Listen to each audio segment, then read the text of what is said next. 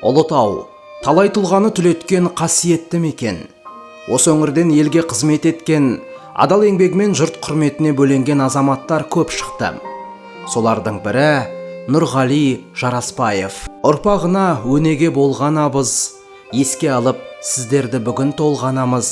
Әкешім, асқар тауым дара тектім, ешқашан аласармас өр бағыңыз. Ұлытаудың етегіндегі арпа бұлақ. Қайран әкем жер жәннаты санайтын. Сол ауылда Найман елінің шәлтеке руынан тараған, Жарасбай әулетінде дүниеге келген қарапайым ауыл баласының тағдыры кейін тұтас ауданның қаржы тарихымен сабақтасты. Жарасбай қария мен Төлбасы әже тұңғыштары Нұрғали өте тындырымды әрі зерек болып өсті.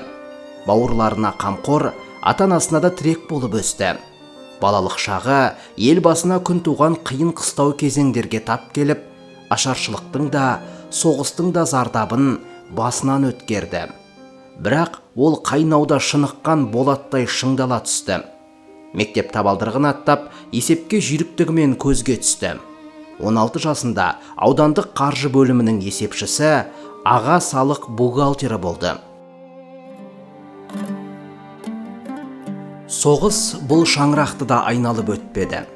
1944 жылы небәрі 18 жасында әскер қатарына шақырылып, әке-шешесі, бауырлары ауылымен қоштасып кете барды. Ашхабад қаласында мергендер курсында оқып, әскери дайындықтан өтті. Ұлы жеңіс хабарын да сол жақта естіді. Бірақ жеңіс келгенімен сарбаздардың бәрі бірден елге орала қойған жоқ. Нұрғали аға да әскери қызметін жалғастырып, тек 1950 жылы ғана елге аман-есен оралды. Соғыс оған төзімділікті үйретті, ал өмір оған жауапкершілікті жүктеді. 44 жыл, бір мекеме, бір өмір, бір ұстаным, адалдық.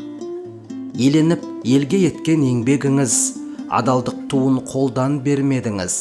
Адамдықты үлгі етіп ұрпағыңа, әділдік үшін талай ерледіңіз. Елге оралған жас жігіт еңбек жолын қайта жалғастырды.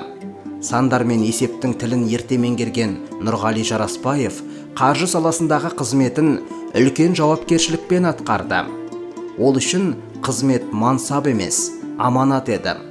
Жылдар өте келе аудандық қаржы бөлімінің басшысы болып тағайындалып, саналы ғұмырын туған өлкесінің дамуына арнады. Қаржының әр тиынын халықтың несібесі деп білді. Сондықтан оның есімі әріптестері арасында адалдықпен, әділдікпен және талапшылдықпен қатар аталады. Нұрғали ағаның беделі тек қызметімен өлшенген жоқ. Адал еңбегімен азаматтық болмысы оны халыққа жақын етті.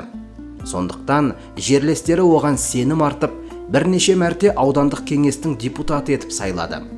Нұрғали аға атақ іздеген жан емес, бірақ адал еңбек өз бағасын алды. Оның есімі газет беттеріне жазылды. Суреті құрмет тақтасына ілінді. Халықтың құрметінен асқан марапат бар ма? Нұрғали аға тек білікті қаржыгер ғана емес, жастарға бағыт бағдар берген ұстаз да болды. Өзімен бірге қызмет еткен талай маман кейін аудан мен облыстың беделді қызметкерлеріне айналды. Әріптестері оны сабырлы мінезімен, терең білімділігімен және адамға деген қамқорлығымен еске алады. Қандай қиын кезең болса да, аудан бюджетінің жайын, халықтың жағдайын бәрінен жоғары қоятын.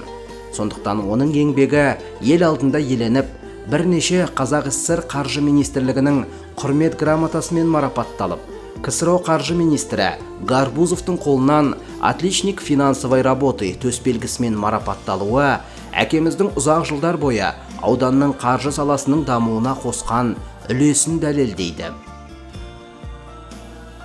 Өмірдің бар салмағын жалғыз көтеру мүмкін емес. Нұрғали ағаның жанындағы ең үлкен тірегі жары Майтан анамыз болды.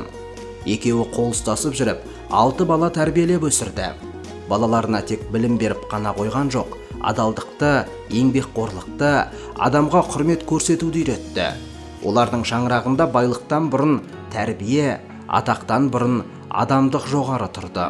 Анамды жылатпағаным үшін рухымды құлатпағаның үшін рахмет әке. Балам деп өбектегенің үшін, жамандық үйретпегенің үшін рахмет әке. Қорғансыз тастамағаның үшін. Нұрғали ағаның елге сіңірген еңбегі уақыт өткен сайын ұмытылмады. 2014 жылы аудандық экономика және қаржы бөлімінің ғимаратына оның құрметіне естелік тақта орнатылды. Бұл бір адамның ғана емес, тұтас өңірдің адал азаматқа деген құрметінің белгісі еді. Әкем деп айтатын анам, әкем деп айтатын адам, барға да шүкір. Әкемнің раббысы болған, әлемнің раббысы болған, Аллаға шүкір. Өмірдің ұзақтығы жылмен өлшенбейді. Ол артында қалған ізбен өлшенеді. Ол артында қалған ұрпағымен, елге жасаған жақсылығымен, жақсы атымен жалғасады. Нұрғали атаның ғұмыры да осындай ғұмыр болды. Қадірлі ағайын, бүгінгі ас аясында Нұрғали әкеміздің өмір жолына арналған «Адалдықпен өткен өмір» атты естелік кітап жарық көріп отыр.